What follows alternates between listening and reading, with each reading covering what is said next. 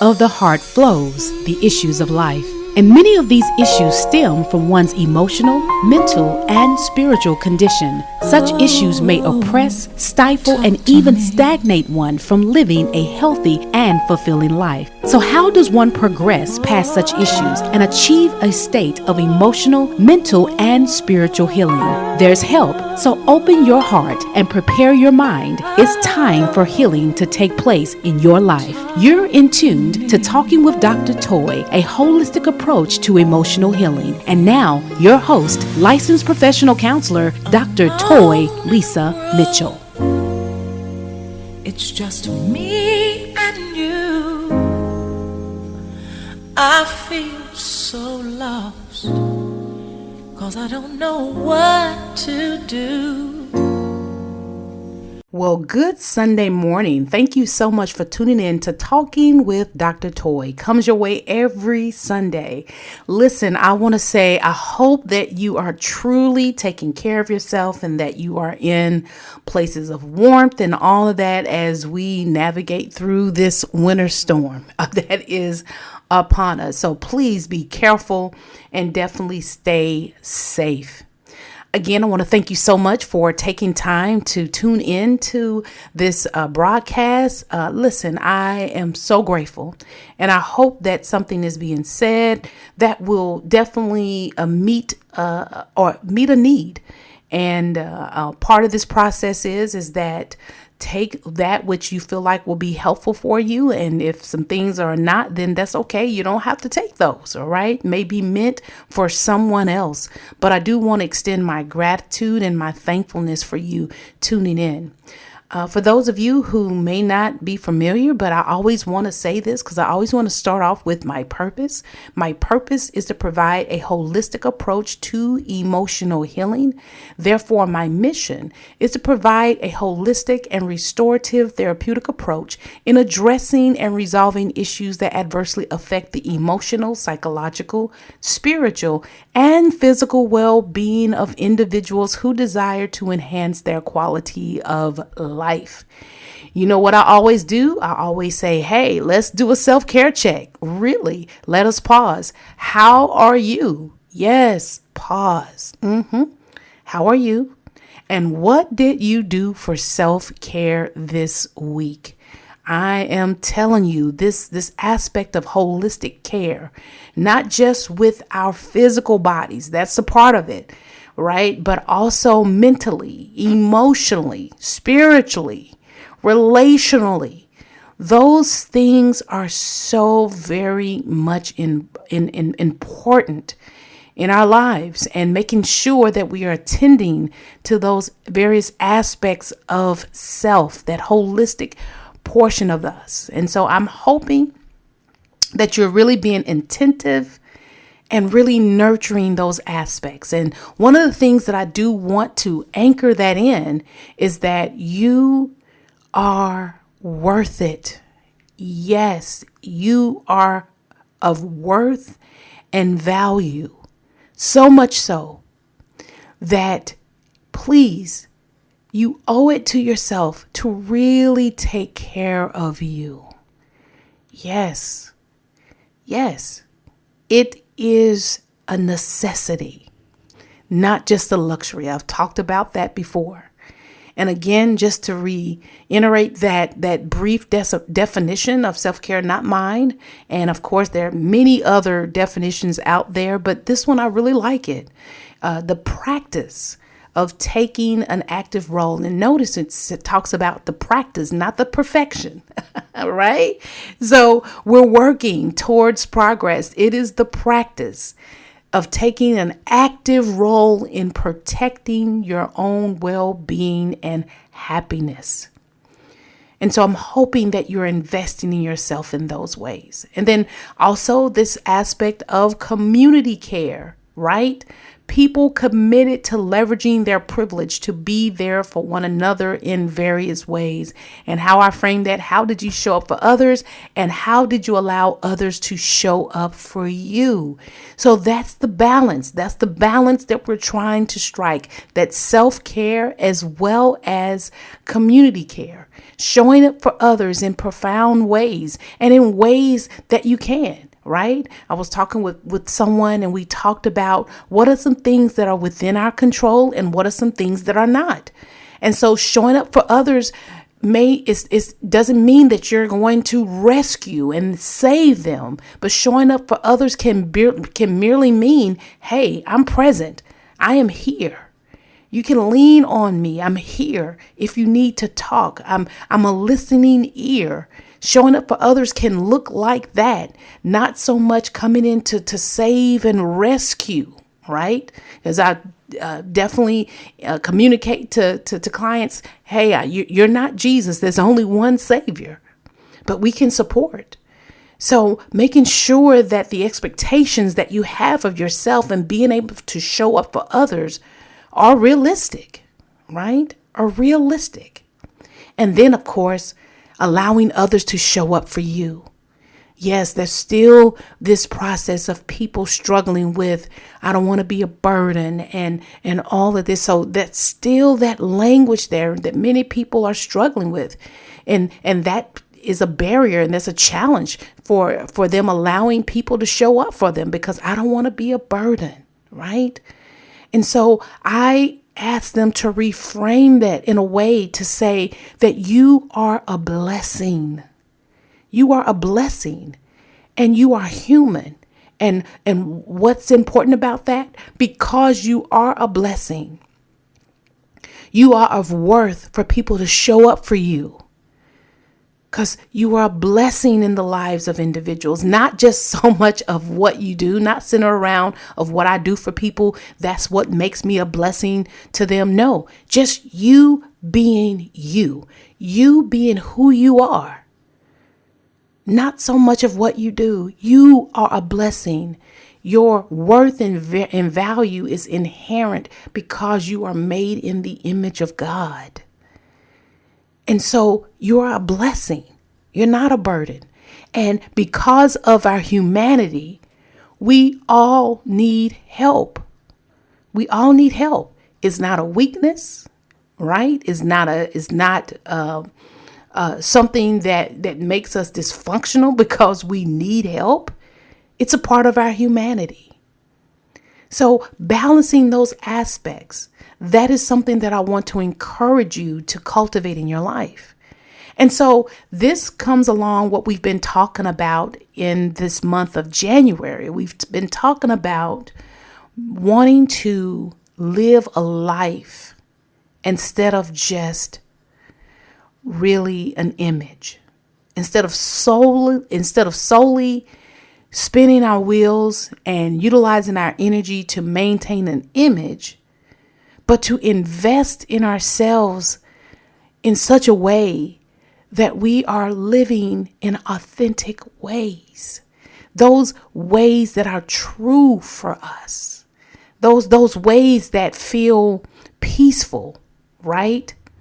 Not something that we are having to front or mask, but those things that are peaceful for us. That aspect of being real. That is something that we want to cultivate in our lives. And so we've talked about this concept of impression management, right? Where there is this thing in us where we want to manage the impressions that others have of us. So we'll do the dance, we'll do this and do this because we want people to perceive us in a certain way. And again, not to judge it, it's a part of what we do. However, here's the balance that we're seeking, that we want to make sure that we're not solely operating in that realm where we're seeking to always manage people's impressions of us so that we're always doing this dance, always trying to manage those things where it becomes so consuming that we neglect and negate aspects of what living life truly means for me and what that looks like for me. Because we're so busy trying to manage in the impressions that others have of us. So yes, we engage in that, but also we need to also cultivate ways and spaces and places that I can show up authentically. That is something that we want to implement in our lives as we are navigating this new year of 2026. So some of the things I've been talking about has been asking ourselves these existential questions. Why am I here? Right? Why am I here? And we talked a little bit about that last week. And today I really love this resource that I'm getting this information from, because it is a powerful resource that really is seeking to guide us in ways to cultivate more reflection in our lives, right? Because we've also talked about that too, that it's difficult to have that balance of being able to live a life, not just maintaining an image, if you are in survival mode, right? If you're in survival mode, because sometimes what happens is that when we're in survival mode, those things that we are used to doing, it takes less effort. So many of us have cultivated the craft of managing people's impressions. We've managed to cultivate that craft to it just seems automatic. It seems innate for us to do it. So it doesn't take much energy. It doesn't take much thought. It is happening naturally, automatically. And so when we are not taking care of ourselves, when we're in survival mode, then we're going to bend to those things that come naturally for us to do. So that's why it's so essential that we cultivate moments of rest, restoration, moments of sacred pauses, of reflection, because that's going to enable us to cultivate the bandwidth to do this work. Now, again, one of the things I've always said is that if you're struggling to cultivate time in order to do this work, then sometimes what that may mean for you is maybe I need to create boundaries, right? Maybe I need to create some boundaries, more boundaries around my time. And if that's difficult for you to do, then, one of the things I've talked with clients about, especially with working from home, is that when we work from home, that line of work and home is blurred to such a degree that it's hard to distinguish, to separate the two, because work is always with you at home. And so what can happen is that it can bleed into our personal lives where we don't turn off work, that work begins to intrude in other areas of our lives. And so we may find ourselves in a way where we're spending more time at work than really being present at home. And so sometimes when we think about working away from home, that drive that we had from work to home, that was some time that we had to ourselves to kind of, in some ways, take a breath, right? In some ways to separate work from home. That drive home was a space to do that. Well, sometimes when you're working from home, when you get off the computer, it's like we move right in to doing things around the house and things of that nature. And so we don't have that time that was naturally built in when we were working away from home. So one of the things that I encourage people to do is that let's build that time back in. So say, for instance, when you get off work, have some downtime, maybe 30 minutes or so, where you're not solely engaging in the home, but you are even communicating with your family. Hey, after I get off work, I need about 15, 20 minutes to just decompress, right? To decompress and to center in. And then I can proceed with taking care of things in the household and all of that. So for you, that may be something that will be helpful for you, building in those boundaries. For others, one of the things that may be helpful for you is that, you know what, maybe therapy would be a good thing for me to do, because that way it will help me to set aside time to be able to address things that are happening with me, to cultivate some reflection, to sit and not only cultivate reflection, but also to really maybe initiate some action plans that I've kind of set on, in my life, because I can't find the time. That therapeutic space can be something that helps you with that. And so just like you maybe corner off time for a medical appointment and all of that, this could be a moment, something that you corner off time for that as well. So being able to live a life instead of just solely living an image, that's going to take time and it's going to take energy. And cultivating some space where you can do that, that's going to be so ever helpful for you. So let's get into, when we talk about these existential questions, we talked about why I am here. But I love some of these other follow-up questions that I think are very helpful as you process and ponder. Now let me say this. Please try not to avoid thinking about these if you don't have the answer. Right? Because I think sometimes what happens is that, well, what's the point of thinking about why am I here and all this if I don't know? Right? So if I don't know, then what's the point of processing and thinking about it? Because, I want the answer. Well, here's my encouragement for you, that some of the process let me say it like this, that your journey, what makes your journey meaningful is not only the destination, right? So what makes your journey meaningful is not only the destination, it is the journey itself. It is the process. So just because you're not at the destination doesn't mean that it doesn't count or that it's worthless, right? Or that it's pointless. No.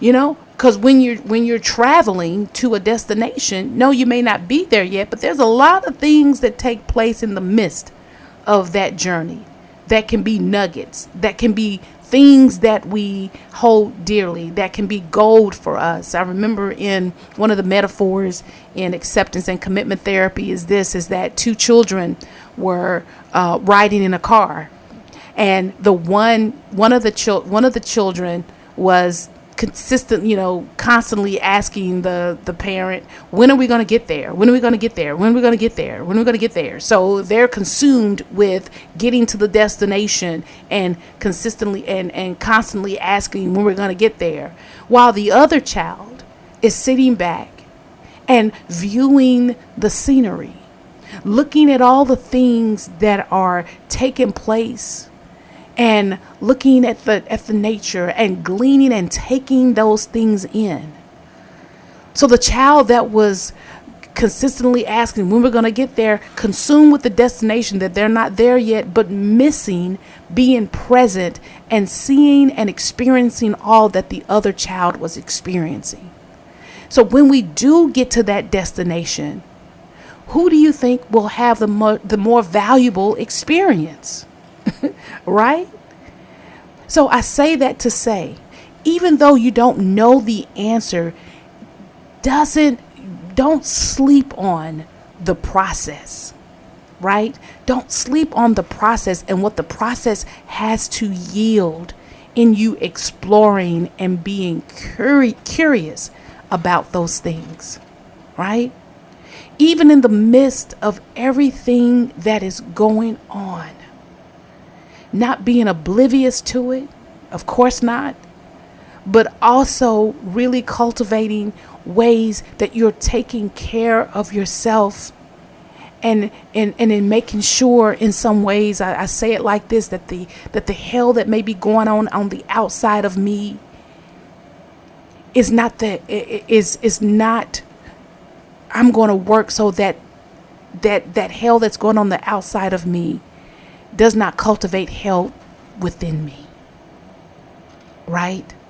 Because what a situation to be in when there's hell going out, taking place outside of you and inside of you. So there may be some things that I cannot control, right, that are taking place on the outside of me. But man, the inside of me, that groundingness, that joy, that peace in the midst of it, that anchor, that can hold me, right? And allow me the strength, the fortitude to navigate the things that are happening outside of me. So being mindful that there is some things that we can manage inside of us. So here are some questions that I love that this resource really brought forth. One of the questions is this: how do I find meaning in what I do? Yeah. Even when you think about work, right?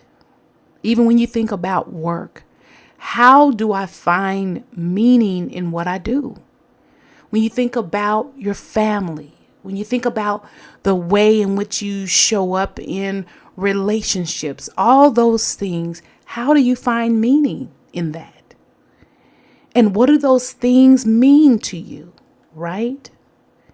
And so basically what this is saying is that having intention around what you are doing and giving your energy to, right? Having intention around that.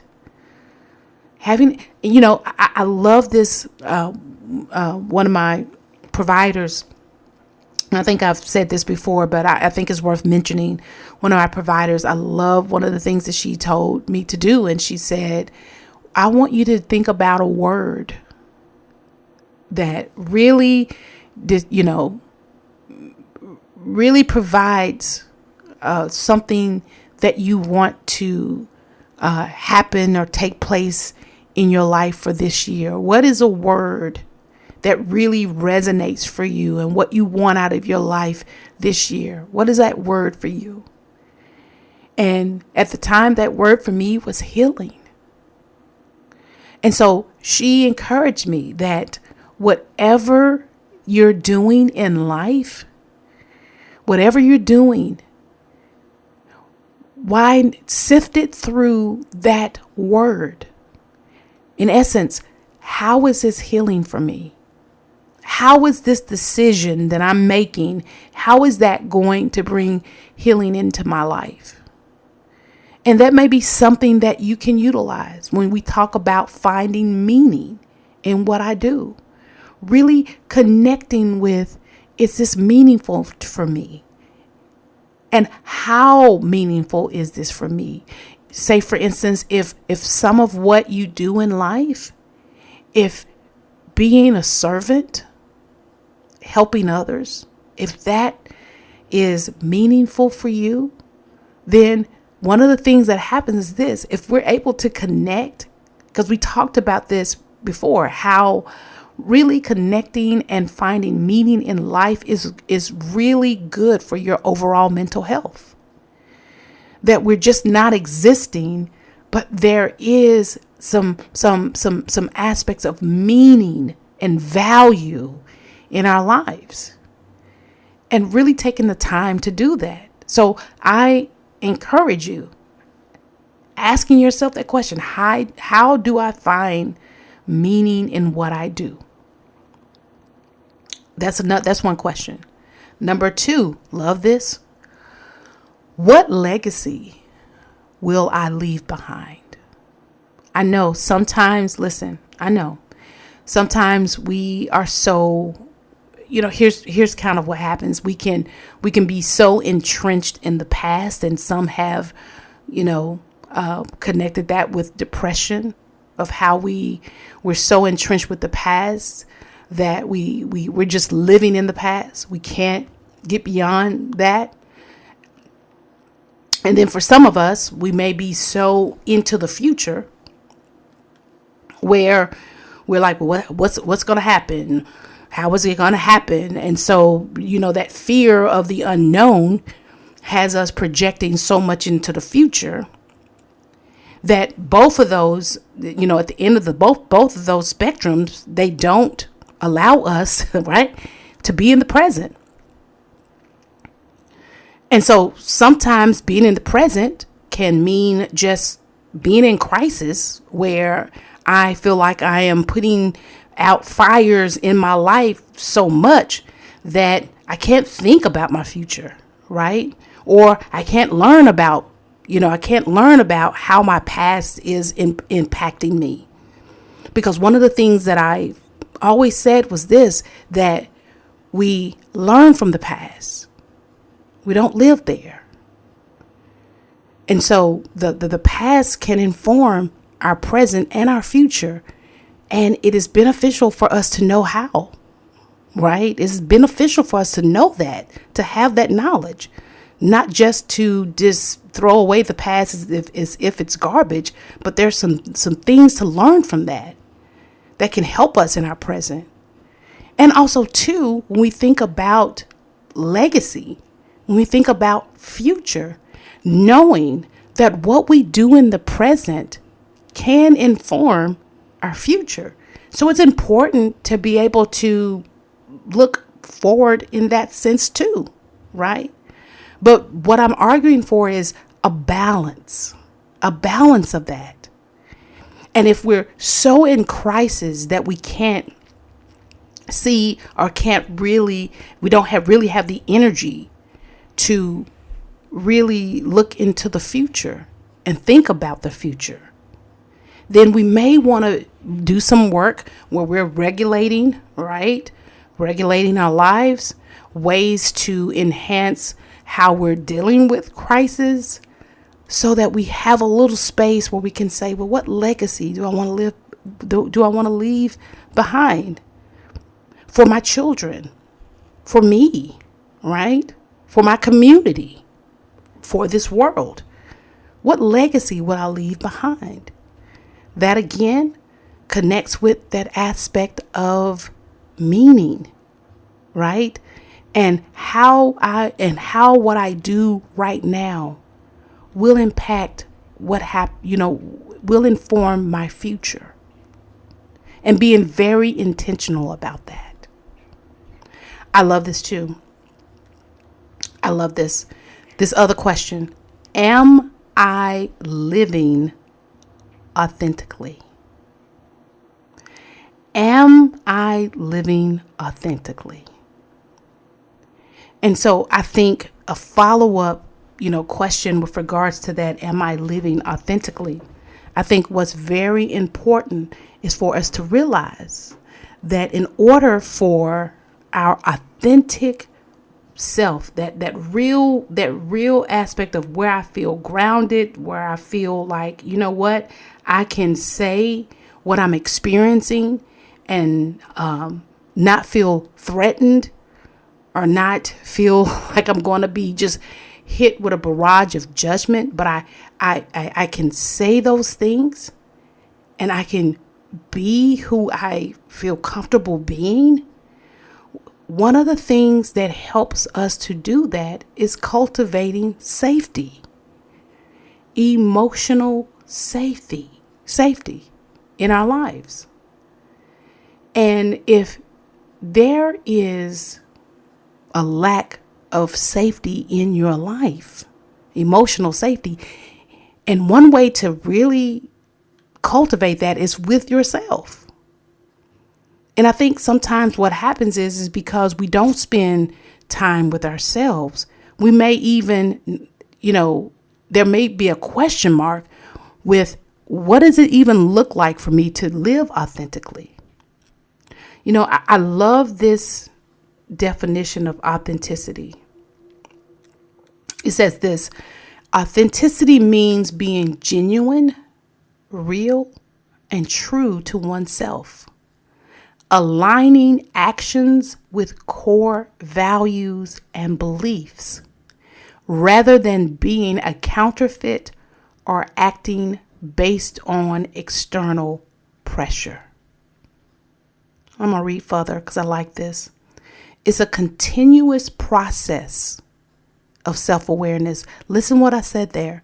A continuous process of self-awareness, self-determination, and courageously experiencing or expressing your true self, even when it's uncomfortable,